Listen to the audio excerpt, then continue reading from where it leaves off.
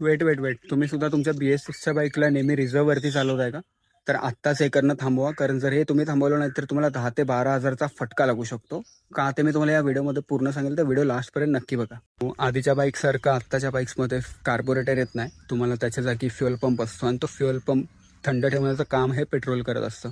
आणि पेट्रोल जर तुमचं त्या लेवलच्या खाली आलं तर तुमची जी फ्युअल पंपची मोटर असते ती कंटिन्यू वर्किंग असल्यामुळे ती जळण्याची शक्यता असते. ठीक आहे, तर तुम्ही जर कंटिन्यू किंवा सारखं नेहमी हेच जर तुम्ही रिझर्ववरती बाईक चालवल तर तुमच्या बाईकचा जो फ्युअल पंप आहे त्याची मोटर खराब होऊन ती जळण्याचे चान्सेस असतात. सो हे एक कारण आहे ज्याने तुम्हाला 10 ते 12,000चा फटका लागू शकतो, कारण त्याची कॉस्टिंगच तेवढी येते. सो नेहमी तुमची बाईक रिझर्वर लागण्याच्या आधीच तुम्ही फ्युअल अप करत जा किंवा 3 ते 4 लिटर पेट्रोल नेहमी बाईकमध्ये तुमच्या BS6च्या ठेवत जा, जेणेकरून तुमच्या मोटरवरती इम्पॅक्ट येणार नाही तसलं काही, तुम्हाला असा मोठा खर्च पडणार नाही. सो जर व्हिडिओ इन्फॉर्मेटिव्ह वाटला असेल तर व्हिडिओला एक लाईक करा, पेजला नक्की फॉलो करा, कारण तुम्हाला मी बाईक केअरबद्दल नवीन व्हिडिओज याच चॅनलवरती टाकत जाईल. So ride safe, bye bye.